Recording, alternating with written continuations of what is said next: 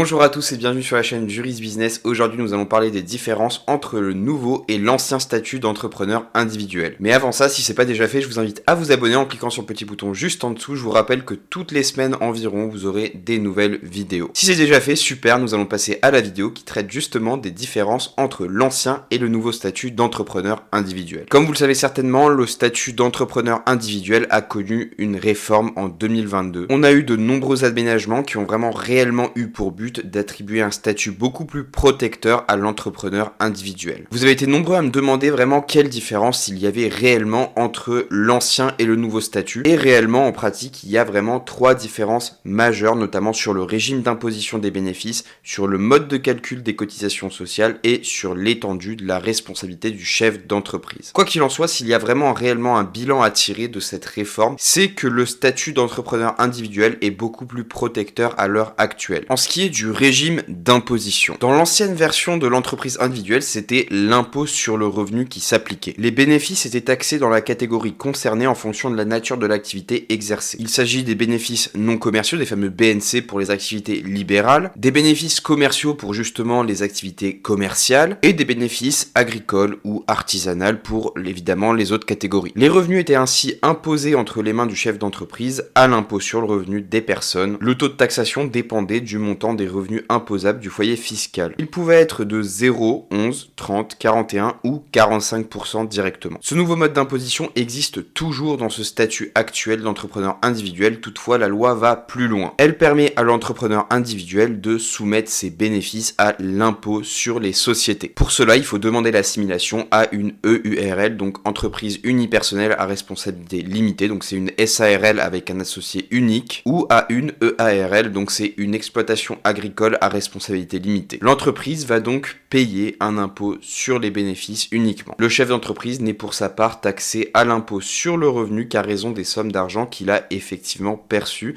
sous forme de rémunération de dividendes. Donc c'est beaucoup plus intéressant et ça personnalise beaucoup plus l'impôt. Ensuite, le deuxième volet, c'est le calcul des cotisations sociales. Auparavant, les cotisations sociales s'appliquaient au montant des bénéfices. Et la rémunération du chef d'entreprise ne pouvait venir en déduction de celui-ci. Les organismes sociaux ne prêtaient pas réellement attention au montant qui était versé au chef d'entreprise. Et l'imposition ne portait uniquement que sur le bénéfice, quels que soient les prélèvements réellement effectués par l'exploitant au cours de l'année. Dans la nouvelle version, ce mode de calcul existe toujours, mais il s'applique uniquement aux entreprises qui sont soumises à l'impôt sur le revenu. En revanche, si l'entrepreneur individuel opte pour l'impôt sur les sociétés, la base de calcul de l'impôt va prendre en compte la rémunération qui est versée directement au chef d'entreprise. Ce qui signifie qu'elles sont directement déductibles de ce résultat et c'est très intéressant. À ce montant, il convient également d'ajouter les dividendes versés qui excèdent 10% du bénéfice net annuel. Enfin, le troisième volet, il concerne la responsabilité du chef d'entreprise. Donc ça, c'est très intéressant puisque avant l'entrée en vigueur du statut unique d'entrepreneur individuel,